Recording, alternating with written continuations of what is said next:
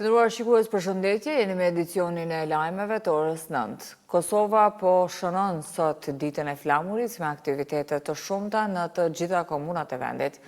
Vizitat ka nisur herët në mëngjes me homazhe në Prekaz dhe në Boletin, ku përfaqësues të institucioneve qytetar do t'i nderojnë figurat historike të kombit.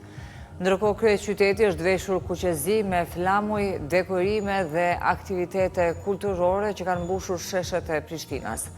Manifestime festive do të ketë, në fakt do të zhvillohen gjatë gjithë ditës, duke reflektuar krenarinë dhe unitetin bashkëkombëtar në këtë 28 nëntor.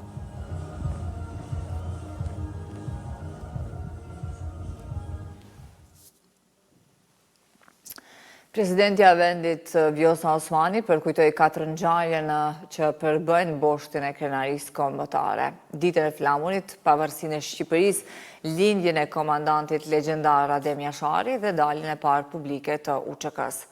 Osmani vlerësoi lidhjen historike mes Kosovës dhe të Shqipërisë, duke theksuar se sot dy shtete ecin krah për krah, dy flamuj, një zemër. Ajo uroi qytetarët duke nderuar gjithashtu heronjt, dëshmorët dhe martirët e kombit shqiptar. Kryeministri në detyrë Albin Kurti në mesazhin e tij për 28 nëntorin, ditën e flamurit, theksoi lidhjen historike të kësaj date me pavarësinë dhe lirinë e shqiptarëve. Ai kujton ngritjen e flamurit në Kruj në vitin 1443, shpalljen e pavarësisë së Shqipërisë në Vlorë në vitin 1912, lindjen e Adem Jasharit në Prekaz në vitin 1955 dhe aktivitetet e UÇK-s në vitin 1997. Natyrisht, si komb evropian, syti kemi të kthyer ka e ardhmja, ka një nëntor i tretë që duhet të vijë nëpërmjet përpjekjeve tona, punës dhe përkushtimit ton të vazhdueshëm, theksoi ai. Kurti fton qytetarët të përkujtojnë kontributin e brezave të kaluar dhe të punojnë për një të ardhme të lirë, duke uruar 28 nëntorin, ditën e flamurit.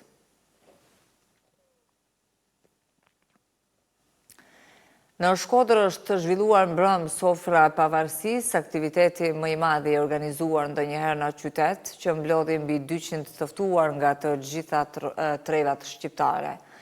Presidentja e vendit Vjosa Osmani dhe ministra e jashtme e Shqipërisë Elisa Spiropali morën pjesë në këtë mbrëmje simbolike të bashkimit mbarkombëtar.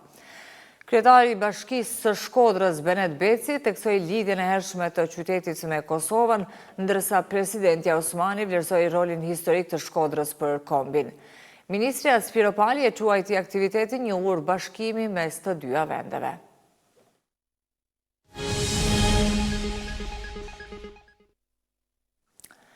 Komisioni Qendror i Zgjedhjeve ka certifikuar rezultatet e zgjedhjeve të raundit të dytë për kryetarët të 18 komunave. Ndërkohë, në kuadër të përgatitjeve për zgjedhjet e parakohshme parlamentare, Komisioni Qendror i Zgjedhjeve ka marrë vendim për miratimin e qendrave të votimit për votimin jashtë vendit, i cili do të mbahet me datën 27 dhjetor, një ditë para ditës së zgjedhjeve në Kosovë.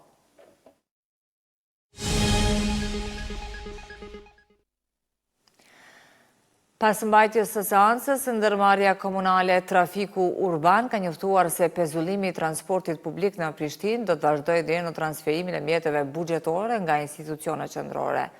Edhe pse Kuvendi Komunal votoi bartjen e buxhetit nga viti 2024, ndërmarrja thotë se fondet nuk mund të përdoren pa u ekzekutuar zyrtarisht, duke lënë kompaninë pa mundësi financiare për të shlyer borxhet dhe për të rifilluar operimin.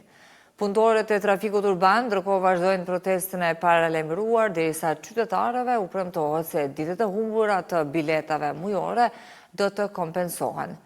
Ndërmarrja kërkon nga institucionet përgjegjëse të përshpejtojnë procedurat për kthimin e menjëhershëm të shërbimit publik. Të nderuar shikues, ishte kjo tërë që kishim përgatitur për këtë edicion të lajmeve. Për këto dhe zhvillimet të tjera të ditës, takohemi në edicionin orës 11. Ne ju falenderojmë për vëmendje, mirupafshim.